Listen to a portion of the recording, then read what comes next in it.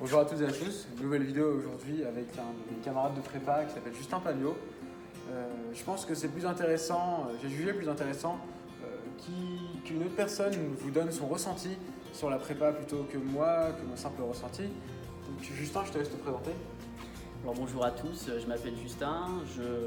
Alors avant de venir ici à la prépa de Blaise Pascal, j'étais dans un lycée dans la Nièvre à Nevers. Et puis j'ai candidaté à cette prépa et pour l'instant je suis satisfait de mon choix. Donc voilà, je pense que c'est une bonne présentation. Quels étaient tes résultats au lycée? T'étais plutôt un bon élève? Alors au lycée, j'étais plutôt un bon élève. J'étais assez complet, mais j'ai quand même eu mes meilleurs résultats en langue, en anglais et en allemand. C'était quand même mes points forts. Je suis plus quelqu'un de littéraire. Et c'est vrai que dans une prépa comme ça, en éco, les 9 heures de maths de prime abord m'ont fait un peu peur. Parce que j'avais pas autant de facilité en maths au lycée que j'en avais en langue. Mais les maths, c'est une matière qui se travaille. Et à force de travail, on peut progresser. Donc je les espère pas, même si c'est un petit peu difficile comme ça en ce début d'année. Bon, je m'en sors. Hein, mais bon, c'est vrai que c'est un peu délicat, mais oui, j'étais plutôt bon au lycée. Alors, je voudrais tout de suite dire quand même qu'il n'est pas nécessaire d'avoir 18 de moyenne en terminale pour candidater en prépa. Il y a beaucoup d'élèves qui ont des mentions bien, voire assez bien au bac, qui s'en sortent très très bien. Le tout, c'est d'être sérieux, d'être volontaire, d'être motivé, d'être régulier dans le travail. Et puis il y a des prépas pour tous les niveaux, n'allez pas dire qu'il n'y a que des prépas pour les élites, qu'à chaque fois dans les prépas c'est que les élites. Non, il y a des prépas pour tous les niveaux. Et on s'y retrouve. Le profil d'un élève en prépa, typiquement, c'est quelqu'un qui a envie d'apprendre plus, qui est curieux, qui a été entre guillemets limité par le système d'éducation qu'on a malheureusement au lycée. Et c'est dommage parce que c'est parfois gâcher un potentiel. On limite les gens et puis en prépa, c'est exploité. C'est des gens qui veulent en savoir plus en maths, en géopolitique, en langue, développer d'autres aptitudes, être polyvalent. C'est vraiment ça ce qui définit un profil de prépa, le profil général. Justin, est-ce que tu as le temps encore de voir tes amis le week-end, sortir, faire du sport, jouer de la musique? Alors je suis très content que tu me poses cette question, Khaled, parce que c'est urgent de déconstruire ce mythe de la prépa qu'ont l'immense majorité des élèves en terminale. Non, en prépa, on ne fait pas que travailler 24 heures sur 24. Oui, en prépa, il y a beaucoup de travail, mais oui, la prépa laisse beaucoup la place au social.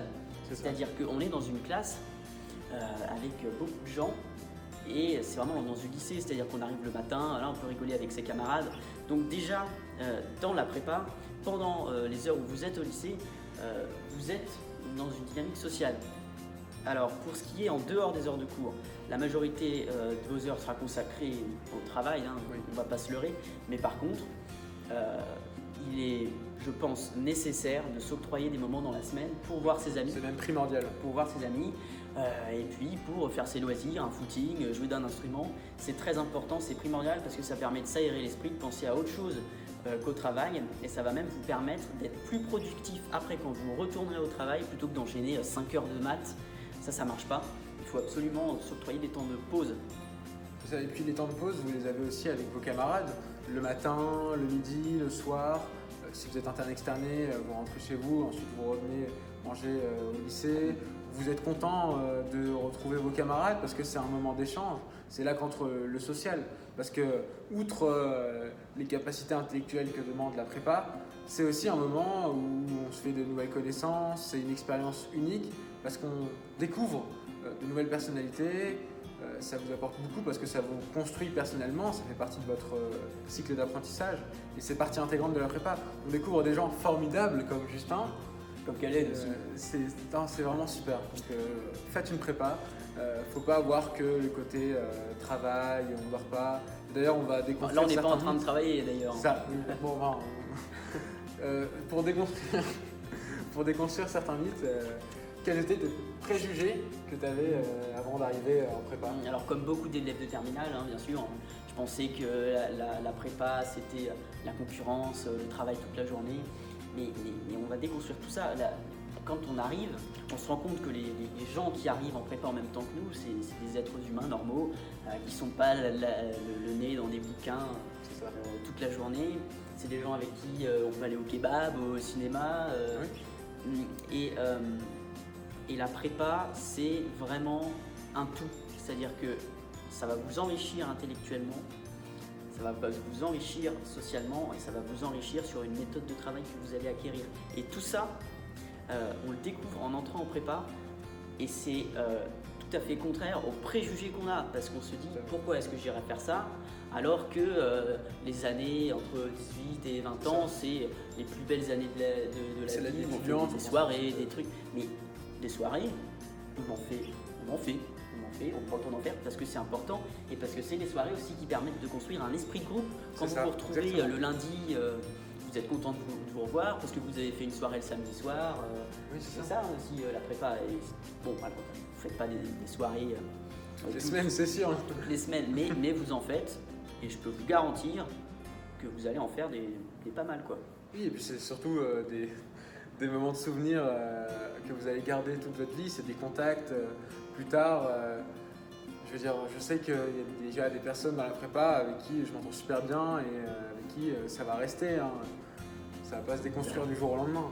Oui. Alors, du moins, c'est bien parti. Donc, pour revenir à un cadre plus lié à la prépa, tu travailles combien de temps par soir à peu près Alors, dans notre emploi du temps, on finit en règle générale à 16h ou 17h le soir, ce qui nous permet d'avoir quand même du temps pour travailler après les cours. Donc, il faut bien se mettre dans l'idée que c'est en gros au moins 3 heures de travail après les cours, parce qu'on vous demande d'engranger beaucoup de données, et ces données, il faut les engranger vite. Parce que, par exemple, en maths, on fait un chapitre par semaine. Quoi, donc, et puis, c'est pas les chapitres de terminale. Voilà. C'est des chapitres beaucoup plus abstraits, comme je l'avais vu dans une vidéo. Et après, ce qui est important, au-delà de la quantité de travail, en dehors des heures de cours, c'est comment vous vous organisez. Parce que vous pouvez très bien bosser 5 heures après les cours et vous rendre compte au bout de 5 heures que vous n'avez pas fait grand-chose. Et donc, c'est important de bosser toutes les matières. Et c'est important de trouver une méthode de travail. Alors moi personnellement j'aime bien bosser en bibliothèque universitaire. Là actuellement c'est fermé, c'est un peu dommage. Sinon j'aime bien bosser ici au lycée parce que c'est un environnement qui me force à travailler. Alors que quand je suis chez moi, ensemble aussi. Voilà. Alors que quand je suis chez moi, j'ouvre le placard, il y a des gâteaux et je mange des gâteaux. Alors que je pourrais être en train de travailler. Donc c'est ça en fait. Comment vous vous organisez pour rationaliser votre temps? Totalement. Et j'aimerais juste ajouter que le travail de groupe c'est quelque chose qui se développe et qui était absent au lycée. On ne nous apprend pas à travailler en groupe, alors que la logique de prépa, c'est plus du travail en groupe, on se tire vers le haut, on travaille ensemble. Si quelqu'un a des difficultés dans une matière, eh bien celui qui est à l'aise dans cette matière va pouvoir lui apporter de l'aide et inversement. Celui qui aura apporté une aide pour les maths, par exemple, l'autre est bon en langue, il va pouvoir lui proposer des méthodes de travail pour mieux apprendre et optimiser son temps au maximum. Parce que ce qui compte aussi, c'est de, comme je l'avais dit, s'organiser, mais c'est de rationaliser votre temps, c'est vrai, et être productif, parce que ça sert à rien d'être 5 heures sur une chaise à faire que travailler, et vous organisez comme vous voulez. Si vous n'avez pas besoin de travailler 3 heures par soir, 4 heures, si vous avez des prédispositions, si je puis dire, à l'apprentissage ou dans la compréhension des chapitres de mathématiques, c'est vous qui voyez, vous êtes le maître de votre parcours et de votre, si je puis dire, planification. C'est votre projet et l'idée, les profs sont là pour nous aider à le mener à terme à l'issue de ces 2 ans et préparer les concours. Et donc oui, je voudrais rajouter quelque chose pour revenir aux profs. La chance qu'on a ici en prépa, c'est qu'on a des profs extraordinaires, des profs brillants, qui ont fait des écoles formidables, qui ont eu des professeurs. Là, je vois dans notre prof de culture générale qui a eu Umberto Eco comme prof. Voilà, c'est des gens qui ont été au contact de brillants spécialistes. Et donc, on se retrouve en face de gens comme ça pour une classe de 20, 30, 40 élèves. Donc, on a un prof qui est là pour nous, qui est là pour répondre à nos questions. Et ça, c'est complètement antinomique à la fac. Parce qu'à la fac, vous êtes assis dans votre amphi et puis le prof vient, le prof s'en va, le prof il n'est plus là. Alors que ici, le prof, nous on a les mails de tous les profs, on leur envoie des mails à n'importe quelle heure du jour et de la nuit, ils nous répondent. Et ça, c'est formidable parce que les profs sont là pour nous. Et ça change beaucoup par rapport à la fac. Donc, ayez bien ça en tête. La prépa, c'est dur, mais vous êtes encadré de la meilleure façon qui soit, je pense, post-bac. Mais après, il ne faut pas dire que je pense que on va peut-être diverger un peu plus sur ce point-là. La fac, c'est juste une autre manière de travailler. Et je dis pas, n'allons pas dire que la prépa est la voie royale, etc. Parce que les gens ont tendance à dire que la prépa est la voie royale et que les prépas dénigrent les universitaires. Oui. Alors pas du tout. C'est juste que ce sont deux manières de travailler qui sont radicalement différentes. Donc ça demande des attitudes qui sont différentes, qui servent plus ou moins plus tard. Mais c'est juste que c'est différent. Si vous n'êtes pas convaincu de votre capacité de travail en autonomie, il faut venir en prépa, bien sûr, parce que vous êtes accompagné. Et le fait d'être accompagné, ça vous motive. Les profs vous disent allez, vous nous faites le TD pour la semaine prochaine. Bon, après, ils ne vont pas vérifier Oui, c'est sûr, c'est du travail si vous personnel. l'avez fait, mais on est guidé. Et c'est vraiment la continuité du lycée dans la relation interclasse, mais aussi dans la relation avec les professeurs et même dans l'environnement. C'est-à-dire qu'on est dans un lycée, on mange au self et on est vraiment dans cet environnement qui est Très très académique, scolaire, Voilà. ce que vous voulez. En ce qui concerne, j'ai... Vous avez dit quoi? Un trou de mémoire. Ah non, c'est pas grave. Un petit peu. Ouais. Qu'est-ce que j'ai pas dit encore? Ah, si. Si, on l'a fait. Ah oui, DS école. Ah oui. En ce qui concerne les DS et l'école, est-ce que tu appréhendais ça un peu? Parce que c'est nouveau finalement pour nous. Bon, les DS un peu moins, mais l'école, c'est réellement nouveau. Je sais que personnellement, j'appréhendais réellement ça. Parce que c'est nouveau, on avait des échos de gens qui ont fait prépa avant. En ce qui concerne ces gens. Alors l'école c'est un peu une montagne, comme ça, de prime abord. Mais on se rend compte finalement que ça passe très bien. Alors, sur le coup, c'est pas forcément facile moralement en colle de maths quand vous êtes là au tableau, que vous regardez votre énoncé, que vous n'avez pas la moindre idée de ce qu'il faut écrire, C'est ça. que le prof est derrière votre épaule à regarder votre tableau vierge. Donc vous sortez de colle, vous n'avez pas forcément une bonne note, mais c'est très enrichissant, parce que on progresse aussi sous une certaine forme de pression. Bon, il n'y a pas trop de pression non plus en colle, il ne faut pas exagérer, mais c'est vraiment des moments qui sont formateurs. Et puis on a l'école aussi orale, c'est-à-dire qu'on est en colle d'histoire par exemple, on est face au prof d'histoire, et puis là il faut parler 10 minutes, ou même en colle de langue, 10 minutes tout seul. Et ça habitue à avoir une aisance à l'oral, et c'est ce que vous allez apprendre pendant 2 ans. Et ça, c'est des exercices qu'on n'est pas habitué à faire au lycée, qu'on peut traverser sans participer en classe ou voilà. Et alors qu'ici en prépa, vraiment, on vous habitue à vous exprimer à l'oral. C'est extrêmement important et on a la chance d'apprendre, Développer réellement. de développer. Voilà. Donc, c'est- Et pour rebondir sur ce que tu disais en ce qui concerne l'école, notamment de géopolitique, de langue, etc., c'est qu'il y a faut pas dire qu'il n'y a pas de pression, parce que la pression, c'est vous qui vous la mettez, parce que vous n'avez pas envie de décevoir le prof. Même si finalement vous n'avez pas de compte à rendre.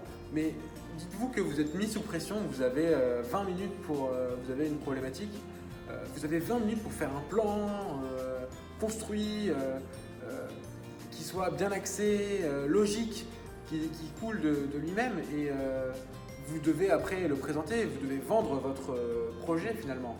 Et c'est là que c'est finalement la dimension synthétique et pression entre en jeu. Voilà. Et puis autre chose, les profs sont pas là pour saquer les élèves. C'est-à-dire que si en colle, vous n'y arrivez pas, votre prestation est médiocre, déjà vous en êtes conscient, et puis le prof va vous donner des pistes à suivre pour progresser. Et ils sont vraiment pas là pour vous défoncer en colle, non, c'est pas cet esprit-là. Donc il faut aussi y aller en étant conscient de ses forces et de ses faiblesses et se dire bon bah là c'est probable que j'y arrive pas, mais c'est pas grave, ça va m'enrichir et j'en sortirai meilleur, plus fort. Et puis en ce qui concerne la sélection faite en prépa, j'aimerais juste ajouter quelque chose sur ce point-là. C'est vrai que en termes de résultats, vous n'avez pas l'objectif, c'est vous qui vous le fixez. Après, c'est sûr que si vous avez beaucoup de mal partout et que vous subissez la prépa, les profs vont pas vous dégager d'eux-mêmes, ils vont dire non, tu pars de la prépa, ça va pas. Non, ils vont vous dire au semestre au semestre, ils vont dire bon, il faut que tu essaies de fournir un peu plus d'efforts pour passer en deuxième année. À la fin de la première année, ils vont avoir tendance à vous dire bon, ce serait peut-être mieux que tu te réorientes vers l'université, non pas comme voie de secours, mais comme voie, parce qu'ils pensent que tu peux mieux réussir à l'université, que ça peut t'apporter plus en ce qui concerne tes perspectives professionnelles. Parce qu'en prépa, ce serait dommage finalement de cravacher une année de plus pour avoir une école qui peut-être ne ferait que tu ne t'épanouirais pas totalement ou pleinement. Pour pas faire trop peur au terminal, Oui, on garderait. Ça arrive quand même rarement. Oui, c'est pas très fréquent. L'immense majorité des gens qui partent, c'est parce qu'ils ne se sentent pas à leur place. Oui. Et là, cette année, on va donner l'exemple de notre classe, on est arrivé à 35 de septembre et là, le 27 novembre, on est 35. Donc vous voyez que tout le monde est là et tout le monde se soutient et on avance tous ensemble. Il y en a qui ont des difficultés, il y en a qui en ont moins, mais on est tous dans le même bateau. C'est ça, on est surtout là pour se tirer vers le haut et c'est ça qui est si super, c'est l'esprit d'équipe, comme on l'avait dit. Il y a une réelle cohésion qui se crée. Bon, on ne peut pas être copain avec tout le monde, ça c'est sûr, mais il y a des affinités qui se créent et puis c'est ça aussi l'aspect super de la prépa. Voilà, mais c'est comme partout, c'est la notion de groupe. Oui. On ne peut pas toujours s'entendre avec tout le monde, mais voilà, on a la chance, contrairement à d'autres, d'être en groupe. Contrairement à d'autres qui sont tout seuls chez eux devant leur ordinateur pendant le confinement, nous on est là quoi. Ça, on va conclure rapidement. Ce qu'il faut retenir de la prépa, c'est que vous développez des capacités qui sont prodigieuses parce que vous apprenez cette demande de la rigueur, de la discipline, de la persévérance, de la cohésion, tellement de valeurs même qui deviennent les vôtres, qui font partie de vous finalement. CS, c'est une prépa très large pour les élèves qui n'ont pas trop d'idées de ce qu'ils veulent faire et ça permet d'avoir une formation pluridisciplinaire et ça peut rentrer en ligne de compte. Merci Justin. Khaled, merci. J'espère que cette vidéo vous aura apporté des réponses et à bientôt.